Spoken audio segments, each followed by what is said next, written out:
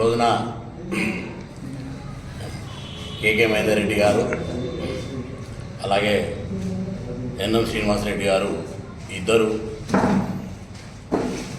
హైదరాబాద్లో ఈ phone tapping వ్యవహారంలో పోలీస్ కమిషనర్ గారికి కంప్లైంట్ చేయడం జరిగింది. సరే, కంప్లైంట్ చేస్తే అది నిజ నిర్ధారణ పోలీస్ డిపార్ట్మెంట్ చూసుకుంటుంది తప్ప ఇక్కడ స్థానికంగా జిల్లా టీఆర్ఎస్ పార్టీ అధ్యక్షుడు ప్రెస్ మీట్ పెట్టి ఇది ఆరోపణ కరెక్ట్ కాదు అని మాట్లాడడం కరెక్ట్ కాదు. మేము దీన్ని కాంగ్రెస్ పార్టీ పక్షాన తీవ్రంగా ఖండిస్తున్నాం. ఇంకొక విషయం, సిరిసిల్లలో కేటీఆర్ గెలవడం అనేది ఫోన్ ట్యాపింగ్ ద్వారానే గెలిచిందని చెప్పి మేము ఈ సందర్భంగా కాంగ్రెస్ పార్టీ పక్షాన గట్టిగా నమ్ముతున్నాం. ఎందుకంటే ఎలక్షన్లో పూర్తి స్థాయిలో ఫోన్ ట్యాపింగ్ ద్వారానే వాళ్ళు గెలవడం జరిగింది. దీనికి ఇది పూర్తి డబ్బుల వ్యవహారం కూడా టాస్క్ ఫోర్స్ అధికారులు వాళ్ళ వాహనంలోనే తెలంగాణ మొత్తం నిలబడ్డటువంటి టీఆర్ఎస్ పార్టీ నుంచి నిలబడ్డటువంటి క్యాండిడేట్లకు డబ్బులు ఇచ్చినట్టు వారి అధికారులే ఒప్పుకున్నట్టు మనం రిమాండ్ షీట్లో కానీ పత్రికల్లో కానీ చూస్తూ ఉన్నాం. కాబట్టి మధ్యలో ఒకసారి కేటీఆర్ ఓడిపోతుందని చెప్పి ఒక ఇంటెలిజెన్స్ రిపోర్ట్ ద్వారా రావడం, దాని తదనంతరం పోలీస్ అధికారులు చెప్పడం, మా వాహనాల లోపలనే జ్యుడిషియల్ కస్టడీలో ఉన్న ఒక అధికారి చెప్పిండు, మాకున్న వాహనాల ద్వారానే మేము టీఆర్ఎస్ పార్టీ అభ్యర్థులకు కూడా డబ్బులు సప్లై చేసినామని. 100% ఈ ఫోన్ ట్యాపింగ్ వ్యవహారం అనేది ఒక మనిషి ప్రాథమిక హక్కు. దీన్ని లాక్కునే అధికారం ఎవరికీ లేదు. దీన్ని మేము తీవ్రంగా ఖండిస్తున్నాం. ఇప్పుడు దీన్ని ఏదో చిన్న వ్యవహారం, ఇదో ఒక ఇద్దరు ఫోన్ మాట్లాడితే ట్యాపింగ్ చేసిండ్రు, లేకుంటే ఇది జరిగింది అది జరిగింది అని అంటే వారికి తెలియదా, వారు చదువుకోలేదా? ఇది ఫండమెంటల్ రైట్, దీన్ని లాక్కునే హక్కు ఉంది. మన పర్మిషన్ లేని మన ఫోన్ ట్యాపింగ్ ఎట్లా అవుతుంది? కాబట్టి దీని మీద కేటీఆర్ ఏదో పరువు నష్టం దావా వేస్తున్నా, నేను దీని మీద ఇది అన్యాయం. ఫోన్ ట్యాపింగ్ చేసిన వాళ్ళు పరువు పోతలేదా? అది పరువు నష్టం దావా కాదా? నీకే పరువు ఉందా? మాది పరువు కాదా? నీకేదో పెద్ద నష్టం జరిగినట్టు పరువు. అసలు మీకు పరువు ఉంటే కదా నష్టం జరగడానికి. ప్రతి స్కీమ్లో ఒక స్కామ్ అయినా ఇలా రాను ఇంకా ఎన్ని బయటపడతాయో చూడండి. ఇలా మీ పోలీస్ అధికారులు అన్ని విషయాల లోపల కూడా మా ఐజీ ప్రభాకర్ రావు గారు చెప్పినట్టే నడుచుకున్నాం అన్నట్టు. ఆయన వచ్చిన తర్వాత ఇంకెన్ని విషయాలు బయటపడతాయో. పోలీస్ అధికారులు ఎంక్వైరీలో తేలుతారు. దీన్ని మనం విమర్శించుకోవడం ఎందుకు?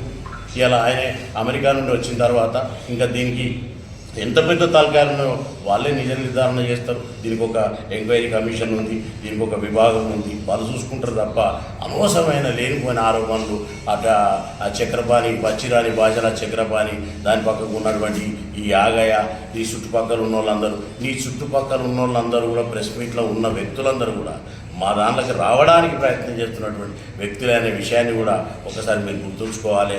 వాళ్ళు కూడా ఎక్కడెక్కడికో మాట్లాడుకుంటూ మా పార్టీలోకి రావడానికి, ఇంకొకటి అంటాడు రూరల్లో మాట్లాడుకుంటా మీ దాని నాయకత్వంలో ఉన్నది మా నాయకుల కోసం కాదు. అసలు ఒక విషయం ఆలోచించుకోండి, మీరు ఇల్లు తిరుగుతున్నారు, దయచేసి మీరు కాంగ్రెస్లోకి వెళ్ళకండి అని మీరు ఇల్లు తిరుగుతుండ్రు. దీన్ని ఒకసారి గుర్తుంచుకోవాలి. మాకు నాయకత్వ లోపం కాదు, మాకు 100% పటిష్టమైన నాయకత్వం ఉంది. మా దాంట్లో ఏ ఒక్క వ్యక్తి కూడా అవినీతి అక్రమాలకు పాటుపడలేదని చెప్పి సందర్భంగా గట్టిగా మేము ఒప్పుకుంటాం. ఎందుకంటే మీరు గవర్నమెంట్ ల్యాండ్స్ అక్రమంగా లాక్కున్న ల్యాండ్లలో మీరు అనేకమైనటువంటి కేసులు మీ మీద అవుతున్నాయి.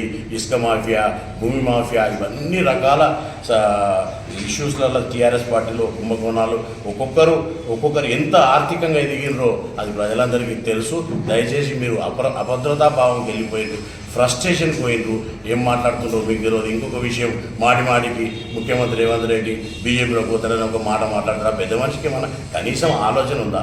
ముఖ్యమంత్రి పదవి కావాలనుకున్నప్పుడు పోతారు తప్ప ముఖ్యమంత్రి పదవిలో ఉండి బీజేపీ పోతారని చెప్పి ఒక చిన్న పిల్లల్లాగా మాట్లాడారు. రెడ్డి గారి ఏరియాలో ఫోన్ ట్యాపింగ్ చేసేటువంటి ఏదో పరికరాలు అయితే ఏవైనాయో శ్రీనగర్ కాలనీలో పెట్టినటువంటి ఏదైతే కేటీఆర్ రామారావు గారు ఉన్నారో, మరి అక్కడ పెట్టినటువంటి వ్యక్తి ఎవరు?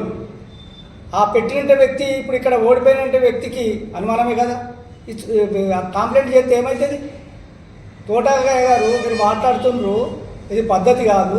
ఎందుకంటే బలహీన వర్గాలను ఇక్కడున్న వస్త్ర పరిశ్రమ వాళ్ళను ఆదుకున్నా అని చెప్పి నువ్వు ఎక్కడ ఆదుకున్నావు మీకే కనబడుతుంది, కానీ మాకైతే ఎక్కడ కనబడతలేదు. బడుగు బలహీన వర్గాలను ఆదుకున్నా అని చెప్పినావు. ఎస్సీ ఎస్టీల భూములన్నీ గుంజుకున్నావు. ఇదేమన్నా పద్ధతేనా నీకు? సిరిసిల్లాలో మరి ఎన్నో 178 దాదాపు 200 ఎకరాల భూమి గుంజుకున్నావు. ఇప్పటి వరకు దానికి పైసలు చెల్లించలేదు. నువ్వు ఇక్కడ సిరిసిల్ల కట్ట చేసినటువంటి కార్యక్రమం ఏముంది? కాబట్టి దయచేసి ఇంకోసారి కూడా మా కేకే మహేందర్ రెడ్డిపై ఆరోపణలు చేయొద్దు. ఒకవేళ మా ఆరోపణలకు తప్పైతే శిక్ష మేము అనుభవిస్తాం. నీకేమొచ్చింది? నువ్వు చేయలేదని అంటున్నావు కదా. దేశం మీద, రాష్ట్రంలో దేశం మీద ఫోన్ ట్యాపింగ్ గురించి పేపర్లలో మాట్లాడుకున్నటువంటి వస్తున్నటువంటి వార్తలు నిజం కాదా? మీరు మూసీ నదిలో పల్కొట్టి వేసినటువంటి ఏవైతే శకటాలు ఉన్నాయో అవన్నీ ఫోన్ ట్యాపింగ్ చేసేటువంటి మిషన్ అవన్నీ కూడా మీరు అలా వేసినవి మీకు తెలుస్తలేదా? కాబట్టి దయచేసి మిస్టర్ ఆగయ్య గారు మీరు కూడా తెలుసుకొని మాట్లాడాలి. బడుగు బలహీన వర్గాలకు మీరు పనిచేసిండ్రు, అందరు కూడా నిర్ణయాలు చేస్తుండ్రు. బడుగు బలహీన వర్గాల దగ్గర గుంజుకొని నువ్వు ఎవరెవరికి ఇచ్చినావు నీకు తెలియదా కేటీఆర్?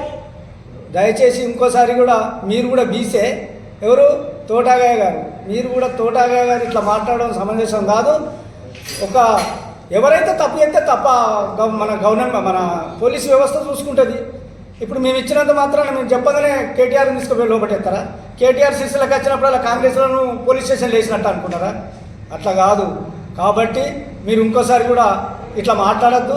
ఆగయ్య గారు మీరు తెలుసుకొని మాట్లాడండి. ఒకవేళ మేము తప్పు చేస్తే మేము శిక్ష అనుభవిస్తాం, మీరు తప్పు చేస్తే మీరు మా పార్టీలో ఉన్నటువంటి అందరూ తేట తెల్లమైనటువంటి వ్యక్తులు న్యాయవస్తులు అని చెప్తుండ్రు. ఇప్పుడు దొంగలందరూ వేసేటోళ్ళు టీఆర్ఎస్ వల్ల కాంగ్రెస్ వల్ల. ఇప్పుడు తీసుకుపోయి పోలీస్ స్టేషన్లు వేసేటోళ్ళు ఎవరు? ఈ భూములను ఈ ఎక్కడెక్కడ కబ్జాలు చేసిండ్రో వాళ్ళని వేసుకుపోయేటోళ్ళు వాళ్ళు టీఆర్ఎస్ వల్ల కాంగ్రెస్ వల్ల. ఒక కాంగ్రెస్ వాడు ఉన్నాడా? నీకు తెలియదా? మీరు తెలుసుకొని మాట్లాడాలి దయచేసి అని చెప్పి మన తోటాగయ్యకు మనవి చెప్తున్నాను.